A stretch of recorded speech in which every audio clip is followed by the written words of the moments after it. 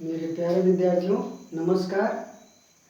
हम आप लोगों को हाई स्कूल में व्रत चैप्टर 12 मतलब 12वां चैप्टर पढ़ा रहे हैं। उसमें व्रत से रिलेटेड क्षेत्रफल है। तो आज हम उनसे रिलेटेड कुछ सूत्र और कुछ फॉर्मूले हैं जिनको डिस्कशन करेंगे यहाँ पे, और व्रत में क्या क्या चीज़ें आ जाती हैं और उसके अंदर के क्या क्या सवाल कैसे कैसे सवाल बन सकते हैं उनके बारे में डिस्कस करेंगे। तो हम समय न जाया करते हुए अपना सेशन शुरू करते हैं। आपका ये है व्रत। व्रत का ये सेंटर केंद्र होता है, और जो ये बाहर का एरिया है जो घिरा हुआ दिख रहा है आपको, ये होती है परिधि। इसको क्या बोलते हैं? केंद्र। इसको ज़्यादातर या ओ से दिखाया जाता है, इसे कहते हैं केंद्र। और ये जो बाहर का घिरा हुआ एरिया ये है, इसको ये जो बाहर से रेखा से गोल करके गई है, इसको क्या बोलते हैं? परिधि। और इस पूरे घिरे क्षेत्र को हम बोलते हैं व्रत के अंदर का क्षेत्र, और बाहर के रीजन को बाहर का क्षेत्र बोलेंगे। तो इसको क्या बोलते हैं? परिधि। और ये क्या हो गया? केंद्र। व्रत के केंद्र से इस परिधि तक की दूरी को, व्रत के केंद्र से परिधि तक की दूरी को त्रिज्या बोलते हैं। तो ए ओ इसको क्या बोलते हैं? त्रिज्या। त्रिज्या को अंग्रेजी में रेडियस कहते हैं, इसलिए इसे आर से दिखाया जाएगा। और व्रत के केंद्र से होती हुई एक रेखा जो व्रत के दो सिरों पर अलग अलग कट करती है, ये मान लेते हैं बी है और ये सी है, तो इस BC को क्या बोलते हैं? व्रत का व्यास। व्रत का व्यास बोला जाएगा। और अब आपकी इसमें अगर ध्यान से देखेंगे तो तीन त्रिज्याएं बन गई। व्रत के केंद्र से लेके व्रत के परिधि तक की दूरी को क्या बोलते हैं? त्रिज्या। तो देखिए OA OB OC ये सारी की सारी त्रिज्याएं हैं, और दो त्रिज्याओं के बीच के क्षेत्र को त्रिज्यखंड कहा जाता है। हम उसका अभी आपको उसके बारे में भी बताएंगे, बट अभी इतना देख लेंगे। तो व्रत की परिधि, व्रत की त्रिज्या, ये होता है व्रत का व्यास। ये होता है क्या? व्रत का व्यास। ठीक है। तो व्रत के केंद्र से जितनी भी रेखाएं ऐसे व्रत के केंद्र से निकलती हैं, उन सभी को हम क्या कहेंगे? व्रत का व्यास कहेंगे। तो व्रत के केंद्र से निकलने वाली रेखाओं को व्रत का व्यास कहते हैं, और ये व्रत की सबसे बड़ी जीवा भी कहलाती है। ठीक है। तो आप त्रिज्या किसे कहते हैं, व्यास किसे कहते हैं, और परिधि किसे कहते हैं, केंद्र किसे कहते हैं, इसे समझ चुके हैं। हम इसे रफ करके आगे अगला डायग्राम बना के आपको फिर से समझाते हैं।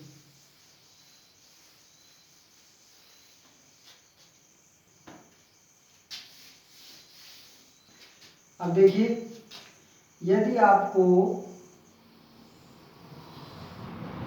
मैंने इसे क्या बताया? ये व्रत की परिधि है, तो व्रत की परिधि का सूत्र क्या हो जाएगा? परिधि का फॉर्मूला हो जाएगा 2πr। ये व्रत का केंद्र O से A तक की दूरी को क्या कहते हैं? त्रिज्या, यानी कि इसे R से दिखाएंगे।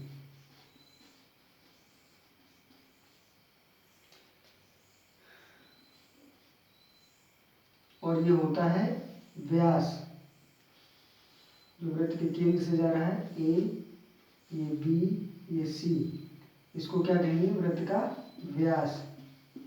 व्यास का सूत्र क्या होता है? व्यास को D अक्षर से दिखाते हैं, अंग्रेजी में इसे डायमीटर बोलते हैं। तो ये होता है व्यास आपका होता है 2r, D बराबर 2r। त्रिज्या, व्रत की त्रिज्या क्या होती है? व्रत की त्रिज्या, व्रत की त्रिज्या व्यास बटे 2 होती है, यानी कि इसको हम D/2 d/2 भी लिख सकते हैं। और वृत्त का क्षेत्रफल, वृत्त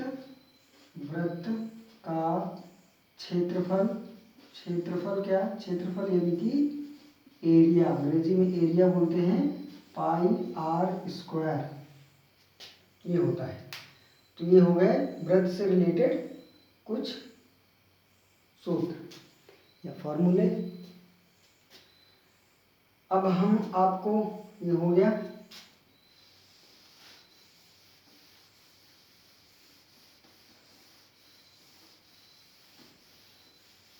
अब हम आपको बताते हैं कि त्रिज्यखंड क्या होता है, क्योंकि आपके हाई स्कूल के सिलेबस के अंतर्गत त्रिज्यखंड से रिलेटेड सवाल हैं और वृत्तखंड से रिलेटेड सवाल है। पहले हम ये समझ लेते हैं कि वृत्तखंड और त्रिज्यखंड होते क्या हैं, फिर इनके जो फॉर्मूले बनेंगे उनको देखेंगे। तो ये है आपका वृत्त, ये केंद्र से ऐसे दो त्रिज्याएं खींचनी है, ओ है, एक त्रिज्या ओ ए खींच ली और एक ओ बी खींच ली। तो इन दो त्रिज्याओं के बीच के क्षेत्र को, इन दो त्रिज्याओं के बीच के क्षेत्र को क्या कहते हैं, त्रिज्यखंड कहते हैं। दो त्रिज्याओं से घिरे और एक छोटी सी ये वाली एरिया को क्या कहेंगे, लघु चाप, ये चाप, और इस वाले एरिया को कहेंगे, ये वाली पूरी रेखा को क्या कहेंगे, दीर्घ चाप। तो ये हो जाएगी आपकी लघु, ये हो जाएगा आपका लघु त्रिज्यखंड, लघु त्रिज्यखंड। और यहाँ पर इन दो त्रिज्याओं के बीच में बनने वाले कोण को थीटा के द्वारा अगर दिखा दिया जाए तो ये थीटा हो जाएगा। और ये पूरा वृत्त जो है, पूरे वृत्त का कोण जो होता है वो 360 का होता है। इसलिए अगर आप इस बड़े वाले एरिया के थीटा को दिखाना चाहते हैं तो इसको कहेंगे 360 माइनस थीटा। ये हो गया आपका लघु त्रिज्यखंड और ये हो गई आपकी दीर्घ त्रिज्यखंड, दीर्घ त्रिज्यखंड। त्रिज्या क्या होती है, मैंने आपको बताया कि ये त्रिज्या होती है, ठीक। तो दो त्रिज्याओं से घिरे क्षेत्र को लघु त्रिज्यखंड कहेंगे और उसके बाहर का जो एरिया है त्रिज्याओं से रिलेटेड इधर का, उसको क्या कहेंगे, दीर्घ त्रिज्यखंड।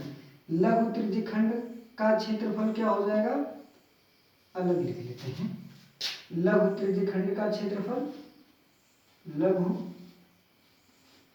त्रिज्यखंड का क्षेत्रफल, लघु त्रिज्यखंड का क्षेत्रफल हो जाएगा आपका थीटा बटे 360 πr²। और दीर्घ वृत्तखंड का क्षेत्रफल क्या हो जाएगा, त्रिज्यखंड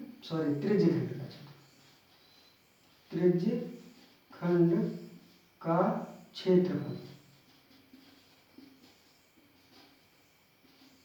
क्षेत्रफल, ये हो जाएगा आपका 360, थोड़ा सा नीचे लिख देते हैं हम, क्षेत्रफल 360 माइनस थीटा बटे 360 πr²।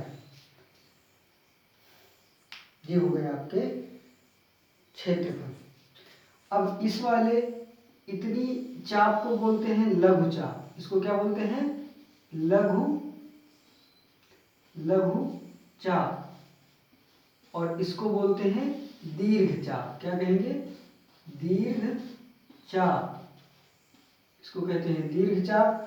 तो आपसे लघु चाप और दीर्घ चाप की लंबाइयां भी पूछी जाती हैं, तो उसके लिए हम आपको इनकी लंबाइयों का भी सूत्र बता देते हैं। अब इसको हम रफ कर देते हैं यहाँ से।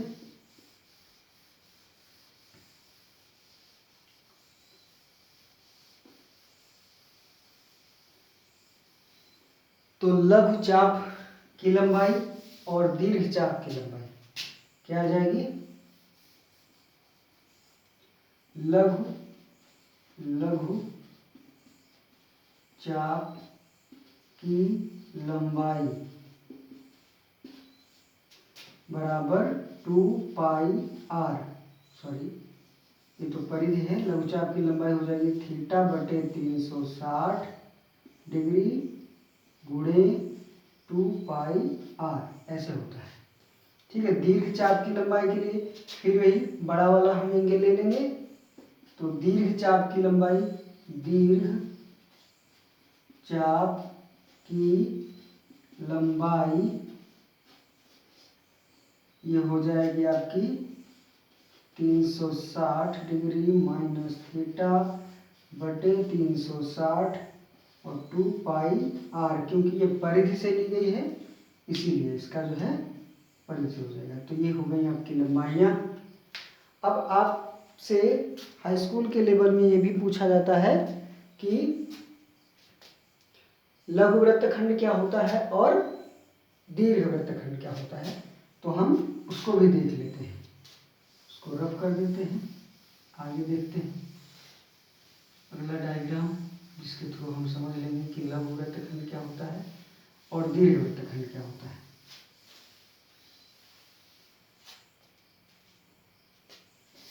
ये हो गया।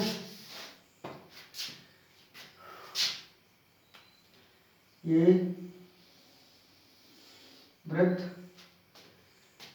वृत्त की ये एक जीवा जो वृत्त के केंद्र से कुछ भी एंगल बनाएगी, उसके लिए हम अभी नहीं, सिर्फ ये देख। तो इस वाले को बोलते हैं लघु वृत्तखंड, इसको बोलेंगे लघु वृत्तखंड। और इस बड़े वाले जो बड़ा क्षेत्र खाली रह गया, इसको बोलेंगे दीर्घ, क्या बोलेंगे, दीर्घ वृत्तखंड, दीर्घ वृत्तखंड। ठीक है, ये लघु वृत्तखंड और दीर्घ वृत्तखंड, इनसे भी सवाल पूछे जाते हैं। सवाल में पूछा जाता है लघु वृत्तखंड क्या है, दीर्घ वृत्तखंड क्या है। और यहाँ से जैसे इनको मिला देते हैं ये जीवा। अब आपको चाहिए क्षेत्रफल लघु वृत्तखंड का। इनके लिए कोई अलग से फॉर्मूला नहीं है, सूत्र नहीं है, मगर सवाल को हल करते हुए हम त्रिज्यखंड, इस पूरे त्रिज्यखंड का क्षेत्रफल निकाल करके फिर उसमें से इस त्रिभुज, इसका नाम अगर दे दें तो AOB, इस त्रिभुज का क्षेत्रफल अगर घटा देंगे तो हमारा लघु वृत्तखंड का क्षेत्रफल निकल आएगा। और जब लघु वृत्तखंड का क्षेत्रफल निकल आएगा तो हम पूरे वृत्त के क्षेत्रफल से लघु वृत्तखंड का क्षेत्रफल घटा देंगे तो हमें दीर्घ वृत्तखंड का क्षेत्रफल भी मिल जाएगा। तो ये हो गए आपके लघु वृत्तखंड और दीर्घ वृत्तखंड। अब हम देख लेते हैं, एक चीज़ और समझ लेते हैं, उसके बाद हम आते हैं सवाल पर। सवाल दिया हुआ है, एक सवाल है आप में चतुर्थांश। भाई वृत्त के सवाल में आपसे चतुर्थांश पूछ ले तो आप सोचोगे निर्देशांक ज्यामिति में हमने पढ़ा था कि चतुर्थांश होता है, पर इसमें कैसे चतुर्थांश। तो चतुर्थांश वृत्त के अंदर भी बन जाते हैं। देखिए जैसे हमने मान लिया ये वृत्त का सेंटर है, केंद्र है, और एक रेखा वृत्त के केंद्र से ये जाएगी, ये भी वृत्त का व्यास है। इसका नाम अगर हम AB दे देते हैं, और वृत्त का सेंटर क्या होता है, O होता है। और यहाँ से एक और सीधी लंबवत रेखा निकलेगी, ऐसे आ जाएगी, तो ये क्या हो जाएगा, देखिए एक रोटी के 4 टुकड़े हो गए।